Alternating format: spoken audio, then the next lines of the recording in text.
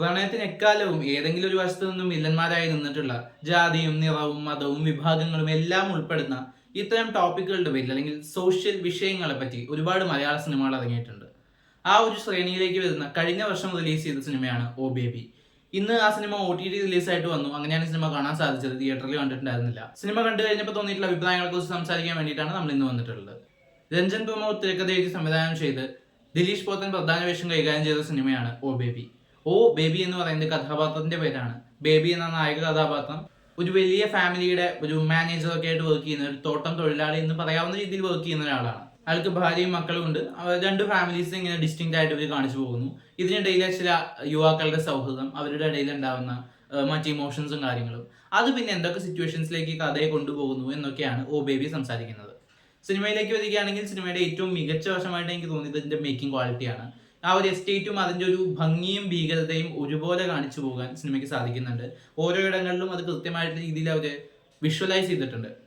രണ്ടാമത്തെ മികവ് തീർച്ചയായിട്ടും അഭിനേതാക്കളുടെ പ്രകടനമാണ്. എല്ലാവരും, പ്രധാന കഥാപാത്രങ്ങളും ചെറിയ ചെറിയ സൈഡ് കഥാപാത്രങ്ങളും അടക്കം എല്ലാവരും മികച്ച പ്രകടനം കാഴ്ചവെച്ചിട്ടുണ്ട്. കഥയ്ക്ക് അനുയോജ്യമായിട്ടുള്ള കഥാപാത്ര സൃഷ്ടികളും ഈ സിനിമയിൽ ഒരുപാടുണ്ട്. കഥയിലേക്കും തിരക്കഥയിലേക്കും വരുമ്പോൾ കണ്ടുപഴകിയിട്ടുള്ള ഒരു തീമാണെങ്കിൽ കൂടി തിരക്കഥയിൽ അത്യാവശ്യം നന്നായിട്ട് അവർക്ക് പ്രസന്റ് ചെയ്യാൻ സാധിച്ചിട്ടുണ്ട്. ഈ ഒരു പൊളിറ്റിക്സും അല്ലെങ്കിൽ കുറച്ച് പ്രശ്നങ്ങളൊക്കെ നന്നായിട്ട് അഡ്രസ് ചെയ്യാൻ അവർ ശ്രമിച്ചിട്ടുണ്ട്. പടത്തിലെ പോരായ്മയായിട്ട് തോന്നിയത് ഒരുപക്ഷെ ആകെയുള്ള ഇടയ്ക്കിടയ്ക്ക് വരുന്ന സിനിമയുടെ ഒരു ഡിസ്റ്റർബൻസ് മൊമെന്റുകളാണ്. അല്ലെങ്കിൽ കഥയുടെ അനാവശ്യമായിട്ട് കഥയെ ബ്രേക്ക് ചെയ്യുന്ന ചില മൊമെന്റ്സ് ഇടയ്ക്ക് കയറി വരുന്നുണ്ട്. അതാണ് എനിക്ക് തീരെ ഇഷ്ടപ്പെടാതെ പോയത്. ഇതൊരു സ്ലോ പേസ് സിനിമയാണ്. ആക്ഷൻ രംഗങ്ങളുണ്ട്, ത്രില്ലിംഗ് ആയിട്ടുള്ള മൊമെന്റ്സ് ഉണ്ട്. അതിനൊക്കെ അപ്പുറത്തേക്ക് ഇതൊരു സ്ലോ പേസ് സിനിമയാണെന്ന് അക്സെപ്റ്റ് ചെയ്തുകൊണ്ട് കണ്ടാലേ ഇത് നമുക്ക് ആസ്വദിക്കാൻ സാധിക്കുമെന്നാണ് ഞാൻ മനസ്സിലാക്കുന്നത്. അല്ലാതെ മേൽപ്പറഞ്ഞ വിഷയത്തിലെ വളരെ ത്രില്ലിംഗ് ആയിട്ടുള്ള മൊമെന്റ്സും കണ്ടിന്യൂസ് ബാക്ക് ടു ബാക്ക് ആക്ഷനും ഒക്കെ പ്രതീക്ഷിച്ചു പോവുകയാണെങ്കിൽ നിരാശയായിരിക്കും ഫലം. എന്നാൽ അതിനപ്പുറത്തേക്ക് ഒരു നല്ല സിനിമ കാണാനായിട്ട്, ഒരു ക്വാളിറ്റി ഉള്ള സിനിമ കാണാൻ വേണ്ടിയിട്ടാണ് നിങ്ങൾ ഇരിക്കുന്നതെങ്കിൽ തീർച്ചയായിട്ടും ഇതിൽ നല്ല ഹൈ മൊമെന്റ്സ് ഉണ്ട്, ആക്ഷൻ രംഗങ്ങളുണ്ട്. അത് വളരെ റിയലിസ്റ്റിക് ആയിട്ടുള്ള ആക്ഷൻ രംഗങ്ങളാണ്. അതൊക്കെ നിങ്ങളെ സാറ്റിസ്ഫൈ ചെയ്യും. ഈ സിനിമയുടെ ക്ലൈമാക്സിനെ അവർ ട്രീറ്റ് ചെയ്ത വളരെ ഡിഫറെന്റ് ആയിട്ടുള്ള ഒരു രീതിയും എനിക്ക് പേഴ്സണലി വളരെയധികം ഇഷ്ടപ്പെട്ടു.